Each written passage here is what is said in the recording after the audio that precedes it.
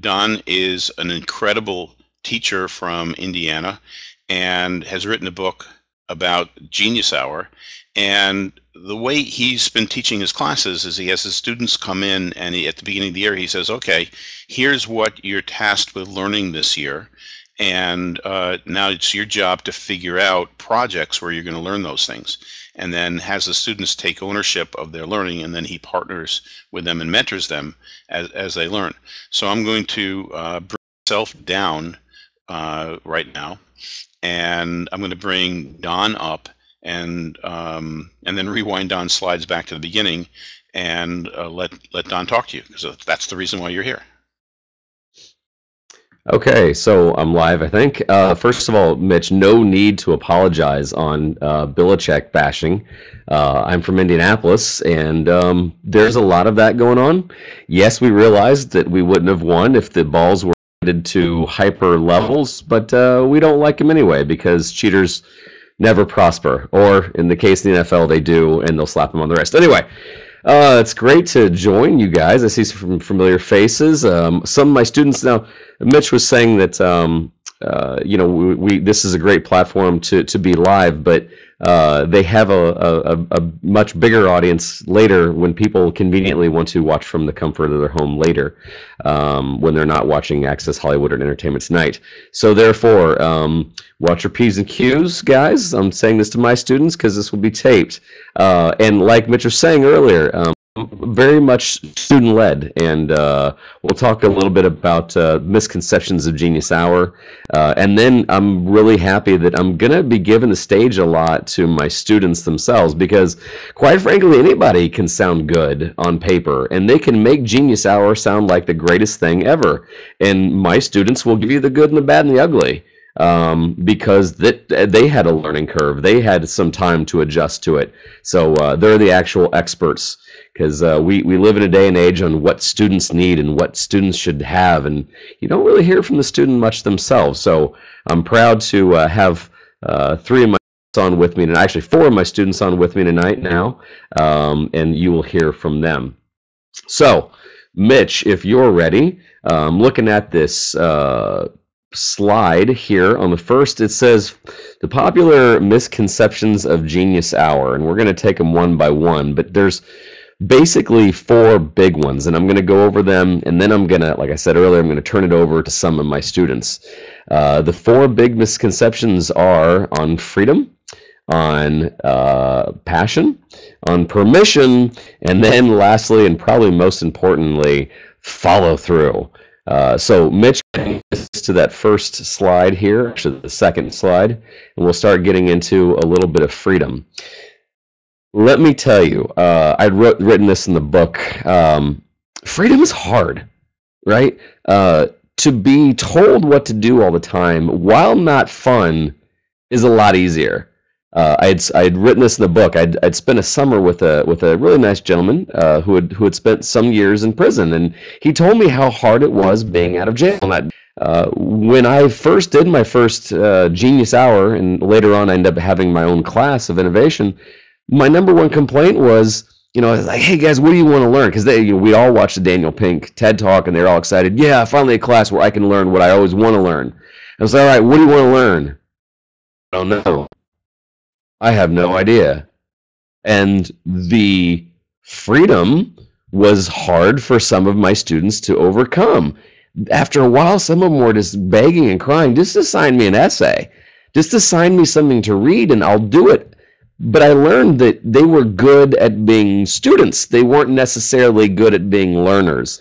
And that is one of the biggest transformations we've had in the innovation class, is that we set up this culture of collaboration and innovation, and they get past the whole I'm in this for a grade. The students I have on tonight they'll be joining you, you'll hear in their voice the passion that they have. They will be doing these things anyway. They'll do these things on their own time. We're just providing a time and resources in our school for them to change the world, and I'm not underselling that, and you'll hear from them soon. Next slide, please, Mitch. So yeah, freedom is something that's hard. A lot of people think that the freedom is going to be welcomed with open arms from our students. The other thing is student passion. Do you know what you want to know? Back what I was saying earlier, that it was a lot easier to be told what to do. Sometimes students just don't. And by the way, this is also a cultural tradition. Some students just aren't passionate about anything, and that's to me the most depressing statement there is. But once they fall in love with learning, and because there's an environment for it, they might start to discover what they're passionate about. And oftentimes it takes them a few weeks to realize that I can really do that. I'm really into gaming, but I can't, work on games or anything, can I? And we start to realize that we can give them resources and find connections that they can. And then they all of a sudden realize, oh, I didn't know I was available to do that. I didn't know that you were going to give me the resources. So when I hear this called passion time, a lot of teachers email me and say, "Oh, this is just horrible." When I asked them what they were passionate about, they said, "Oh," and that's going to take some time. I wrote about setting up that culture of collaboration, which I will say this: don't give up on it. I'm not the biggest fan of Genius Hour per se. I in some cases I've heard from some people it's replaced the film strip. That I've heard some teachers say, "Oh, it's Genius Hour. Today's Friday. Go be geniuses and go." And they don't really provide them much support. That's dangerous, and I don't like hearing that. But beyond that, learning what their passions are and truly exploring inquiry-based education is something that can be beautiful if given some patience and some tolerance. So we'll work past that. All right, Mitch, next slide, please. Next is permission. This is a shout out to all you professional principals, actually, I should say, and superintendents. Sometimes there's risks, and this class is full of risks. We do things sometimes, and it causes some principals and superintendents to lose sleep. Not personally where I'm at. I'm lucky that I'm in a school corporation that's more than accommodating. But sometimes my students get so jazzed up about what they want to do, and they find out that they can't do that. There's red tape everywhere. They're afraid what somebody in legal might say. Or I've got a student actually on with us tonight who is, towing the line of some boundaries on some things that are not technically illegal, but borderline unethical. And that's actually why he's doing it, wanting to show some glaring errors in some policy. But man, I can't tell you how many times we've had some great ideas come through the innovation class, and it gets shot down because, well, you can't do that, or Indiana law suggests that, or we talk to our school cafeteria manager and you can't sell that, or things of that nature. So it's a hard thing to deal with. But yes, sometimes in Genius Hour, just because your student has a mission and they're on and they're ready to go, sometimes permission just can't happen. And that's heartbreaking. Next slide, please, Mitch. And then lastly, and not leastly, is the number one complaint I get from people wanting to start 20-time Genius Hour, whatever you want to call it, is follow through.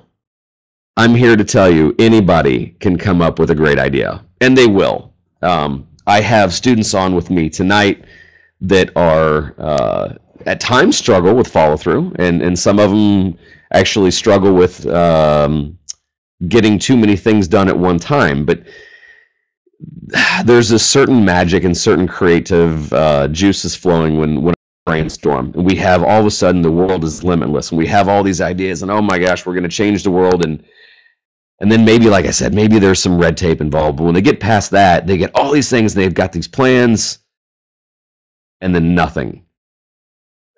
We've all heard about the best laid plans, or the road to Hades was paved with good intentions. We have to get past good plans. We have to get past good intentions. And then, hashtag get stuff done. That is a popular mantra in our class. The first semester, I allowed them to be a little bit dreamers. But at the second semester, I said, hey, pressure's on. Everything else is just talk. Follow through. and we are putting a premium on that. So those are the four biggest misconceptions that I have seen in my 4 years of doing Genius Hour, and well, 1 year of doing Genius Hour, and then 3 years of doing Innovation Class. But I'm really, really passionate about student voice.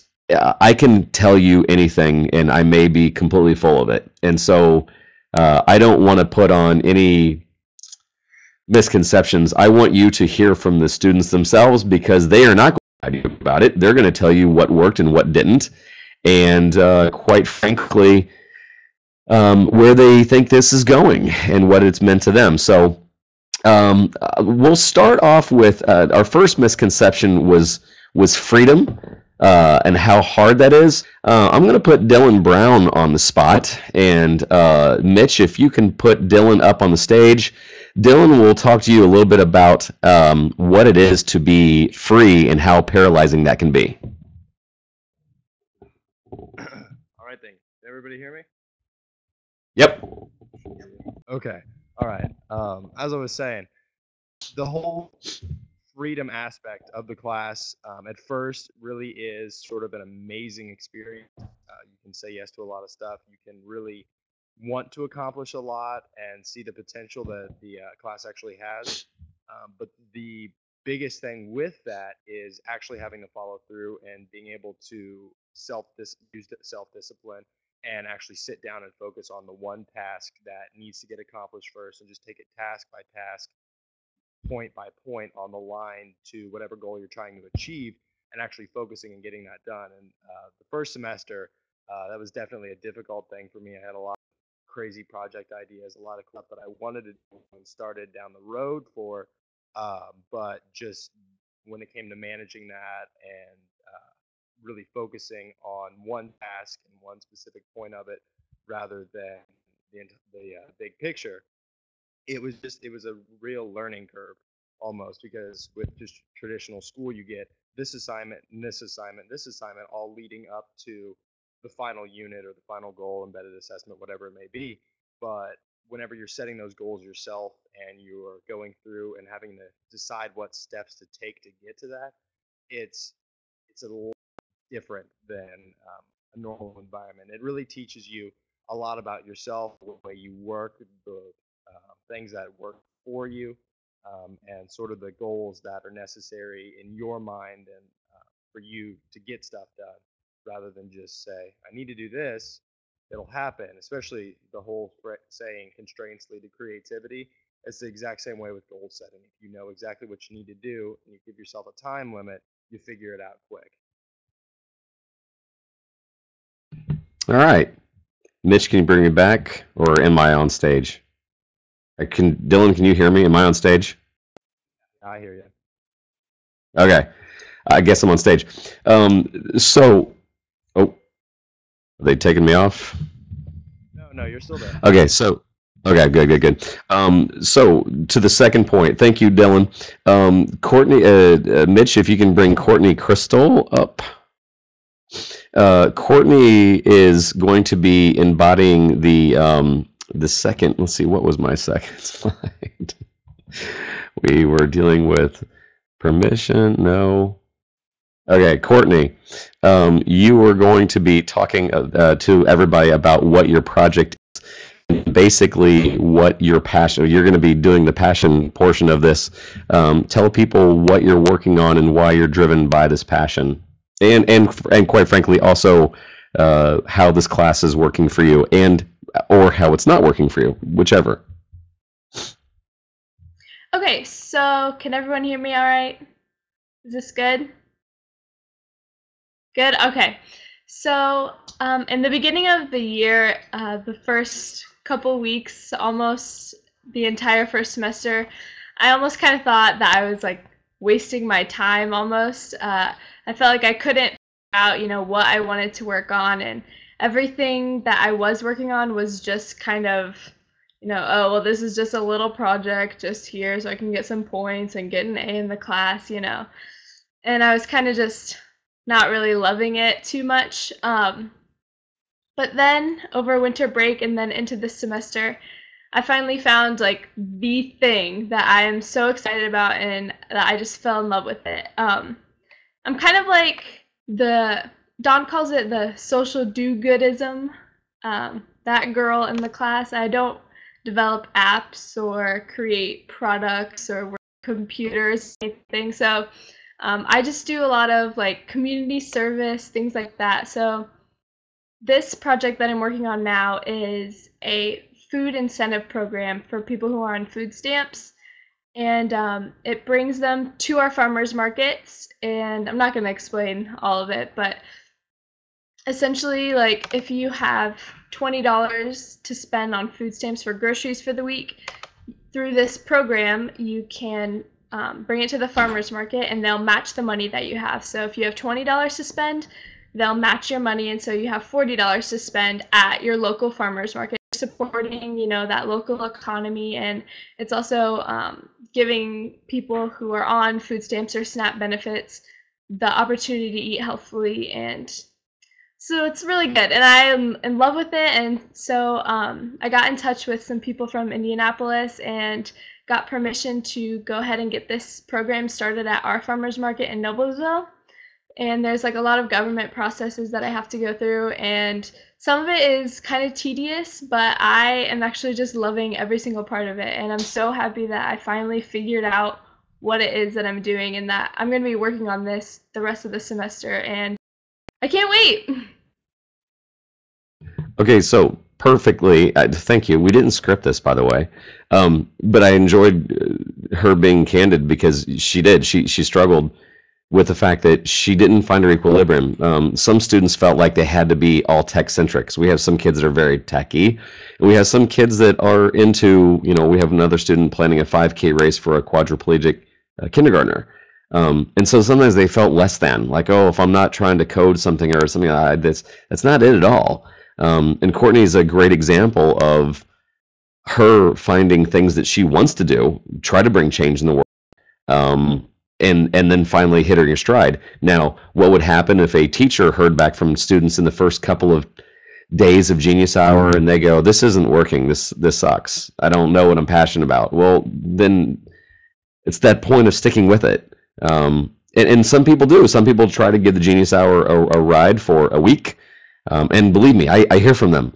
I get emails a lot saying, matter of fact, we have a YouTube channel, and one of the YouTube channels, one week, I hope I wasn't being snippy, but I even said, like, hey, I get this a lot. You know, hey, I'm trying your little Genius Hour thing, Don. It stinks.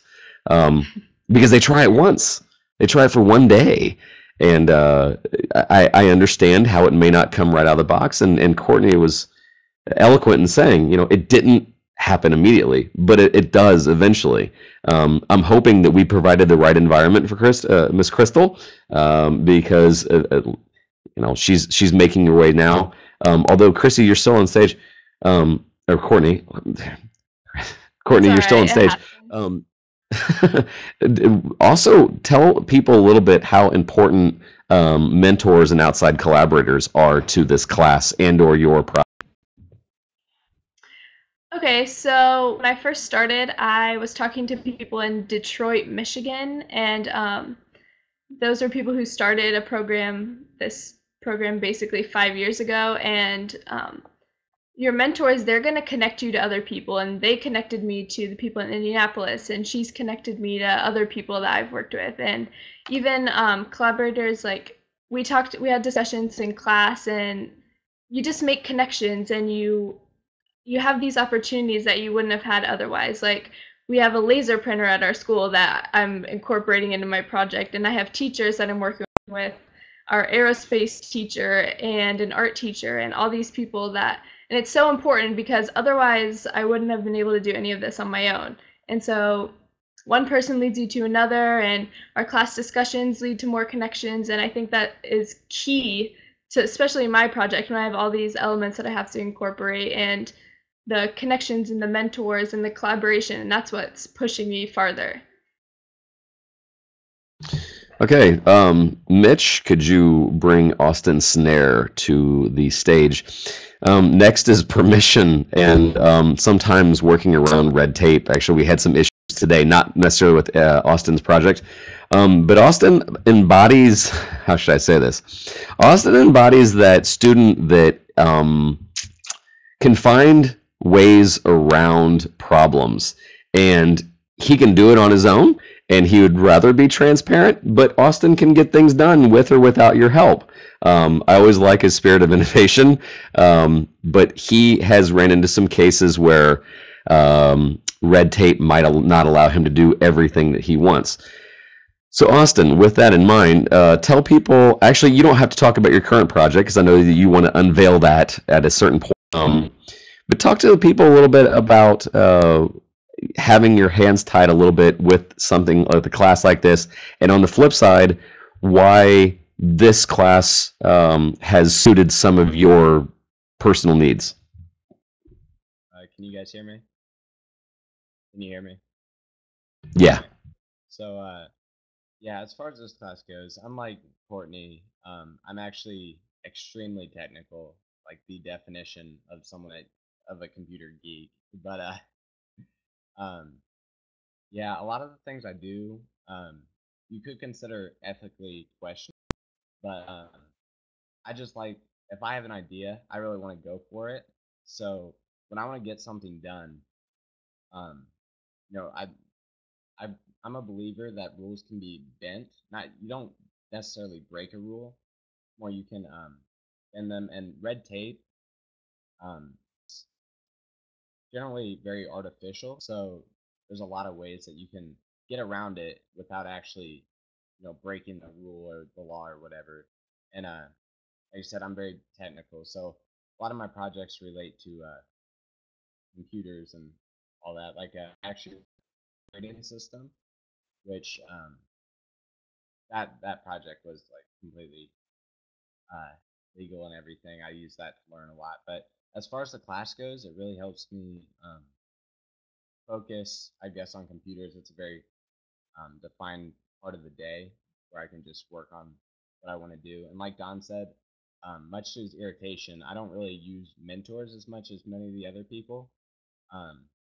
Mainly because I like to learn everything on my own. I'm an avid learner, so anything I can do, I would rather do than hand it off to someone else. And that might be my weaker points of the class, I guess, but I think I still do well enough to get the job done. But yeah, as far as the class goes, I think the toughest part is actually the follow through, which I'm sure he was saving for Zach. But yeah, as far as follow through goes, I think everyone has an issue with that too. Just because it's really easy, like he said, to come up with an idea, but to actually stick with it, especially I think after the first week is the hardest. The second week for me is normally really when things slow down. It can get even, but once you work through that, it really pays off almost every time. Like the second week is really when you start hitting all that red tape, and permission really becomes a problem for a lot of people. So yeah, the class has gone pretty well though. I think all my classmates would agree that it is a great class, and now that this is second semester, we've really gotten used to how it works, and so it's really flowing a lot better. Yeah, that's one of the advantages that I always have to admit when I'm talking to other peers, is that it's easier for us to get into that flow because we meet every other day. But Austin hit the nail on the head, as Courtney did as well. At first, it's a different culture. It's a different shift. It seems weird and out of place. But eventually they get their footing. Matter of fact, I kept biting my tongue and kept holding back on keep saying, I told you so, because in the first couple days of school, I kept saying, this is what's going to happen. And I knew some of these things were going to happen this way, and they did. But I knew that the ship would be righted, and eventually they were going to figure things out. Happy that that happened. All right, Mitch, you can bring up, let's see, I think he's still there. Zach Baker. Yeah, he's there. Lastly, there was follow through, and Zach's actually erred on the side of doing too many things. that's normally a good problem. It is a good problem to have, except you're always worrying about somebody burning the candle at both ends. Ironically enough, I was just a guest on his podcast, which he'll talk about. But he doesn't seem to think he's burning the candle at both ends, because when you do what you love, it doesn't seem too much like work. So, Zach, why don't you tell us about hashtag getting stuff done, and how it's making work for you, and then tell everybody else anything you want to talk about, from your app to your podcast or whatever. Go ahead. Yeah, definitely. Can everybody hear me okay? Just put headphones on. Yeah. Okay, cool.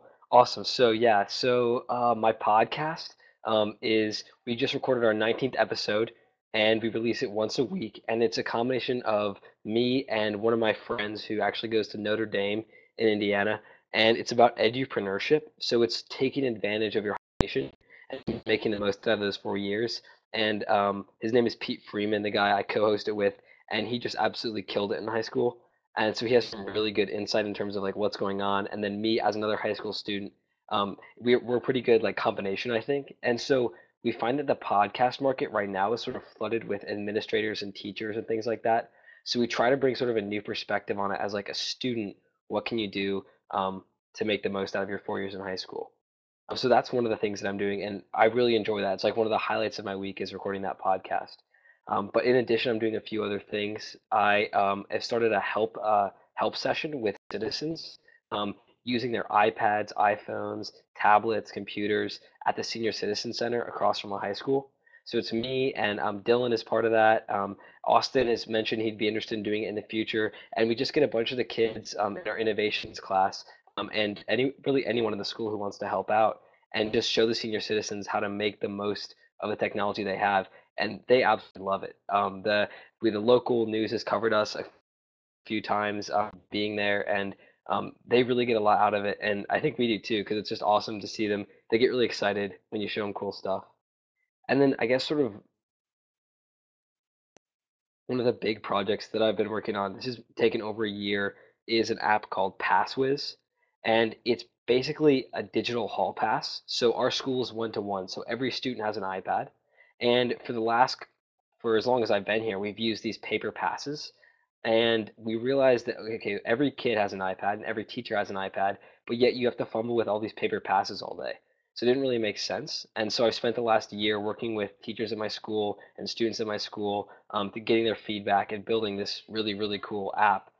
It's called PassWiz, and it just went live in my high school this semester. We have like almost every single student is signed up now. We have like, and it's been really, really successful. And we're thinking about expanding it to other schools. So I know there was a lot of like information to take in right there, but it's just sort of execution, like Don's mentioned earlier. It seems like everybody has an idea. Everybody can think of like good ideas to do, but execution is definitely the hardest part. And I think Don, Mr. Wettrick, he's done a really good job of sort of like helping us execute on those ideas, because it's really easy to sit around and talk about something, but it's harder to actually execute it. And so he tries to keep us accountable.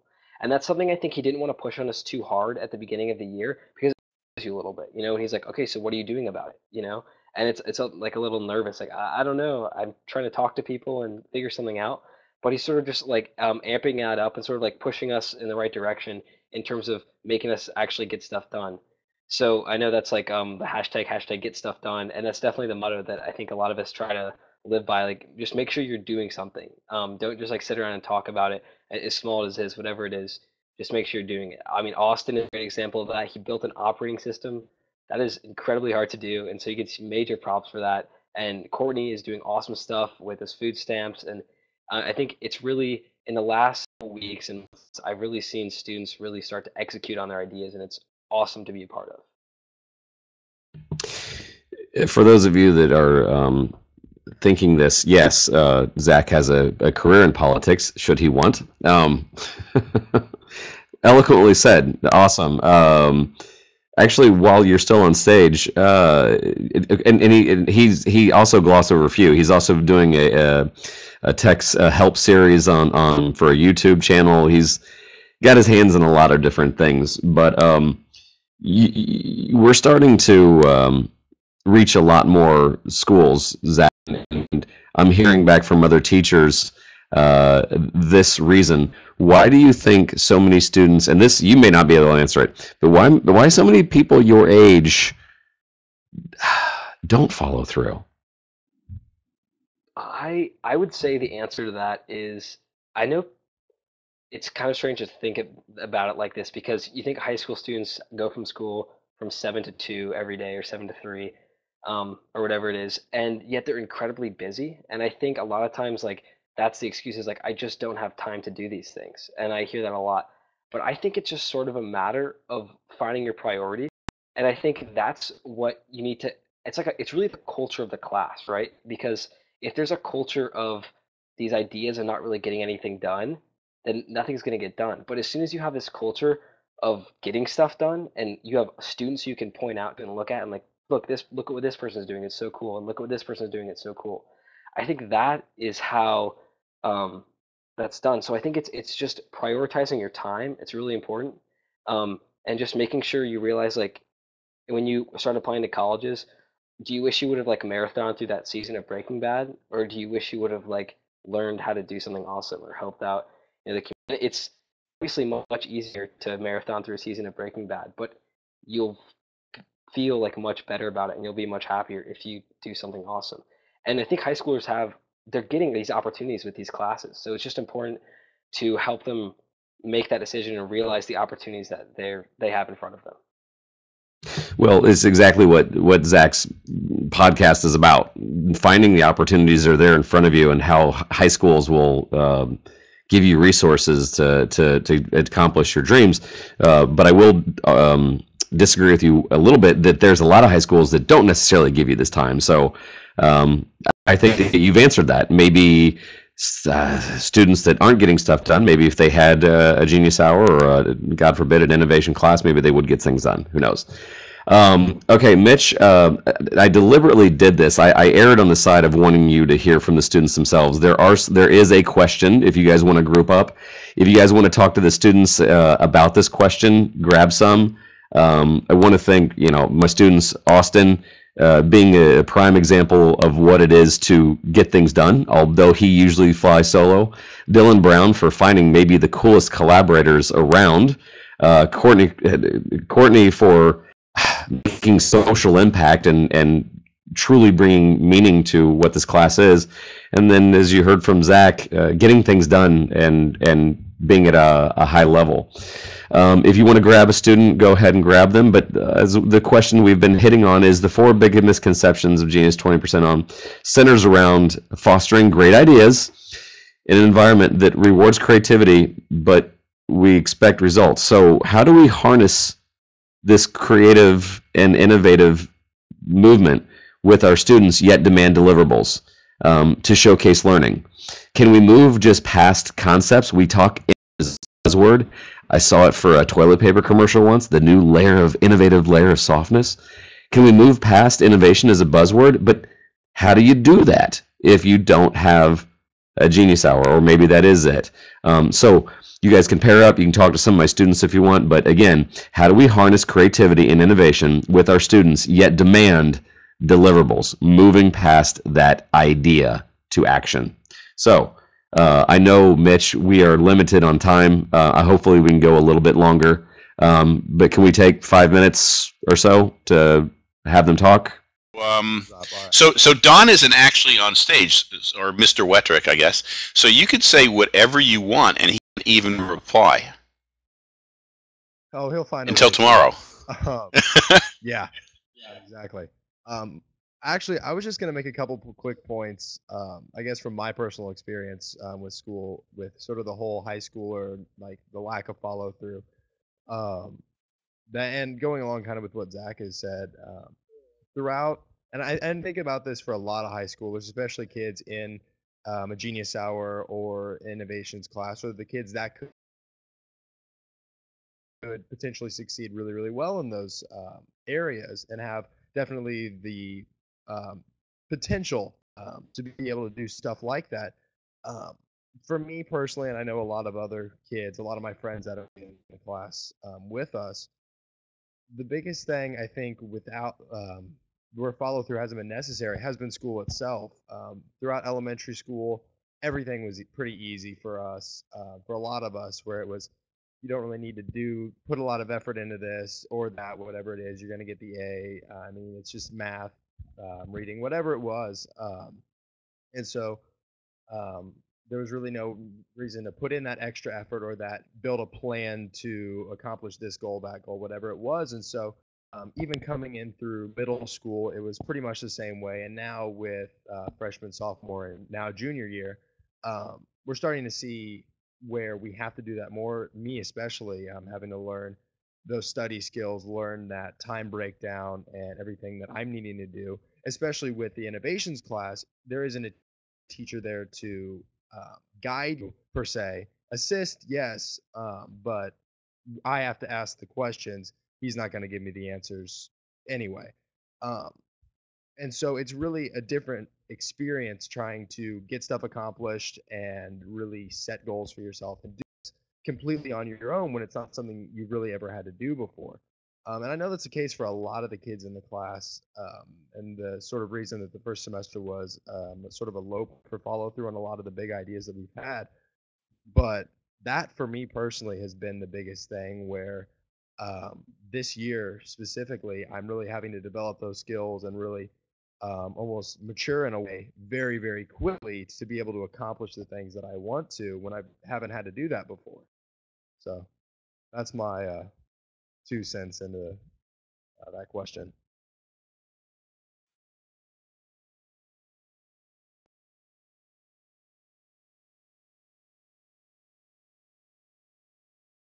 That was great. And so Don had left it that there's a breakout question. It's on your screen now. How do we harness creativity and innovation with our students, yet demand deliverables? And what I'd like to encourage everybody to do is to either click on Don or click on one of the students or click on another person in the room and talk about that question a little bit. And then I'm going to bring Don back in about 4 minutes to finish up the webinar. So this is the time to click on another person's icon and have a discussion. Thumbs up. I'm back. All right, I guess I am. Mitch, go ahead and go to the last slide. First of all, honored, humbled, and just I think you guys know why I'm so spoiled with students like this. What can go wrong? What can I say? Showcasing great student work, but I also enjoyed their candor and told you what wasn't working for them at first. Greatly appreciated that. The last 2 slides, the second to last one, is basically, if you guys get the references, is they're outliers. One, I love the book by Malcolm Gladwell. And a couple of the stories are, the Beatles were the Beatles because they were in the right place at the right time. They practiced for hours they played hours in Germany. I live on a golf course, and lo and behold, students that live here get in their backyard. My students, and really a lot of the Genius Hour people that are really embracing it, they're outliers. These kids are in the right place at the right time. The advantages they're getting are borderline unfair. Now, I don't mind right now because they're my students and I love them. But they have opportunities falling into their lap continually. I think all students deserve that. And, as we also learned in Outliers, when a certain movement is new and it's there, if you're in the right place at the right time, you reap all the benefits. Guys, a hard look at providing time for students to learn, to a chance to where school doesn't get in the way of learning. Again, the Ferris Bueller day off mentality. I don't want my students to have to skip school to learn. So let's give them some time, let's give them some freedom, let's provide some resources to allow them to fall in love with learning again. A time where they can come in and work on things that they only thought they could do on the weekends and without the resources. Yeah. So for those people that are interested, if you have a reluctant principal that doesn't really want to do it, have them call me. I'm here to help, and a lot of people on the podcast, they already know that. We're helping people all over. It's the one thing I love about Noblesville schools. They provide a small part of my day to be able to reach out to other schools. So my contact information is all there. For some reason, I put my school extension. I didn't put my school phone number. Anyway, yeah, I forgot the most important part.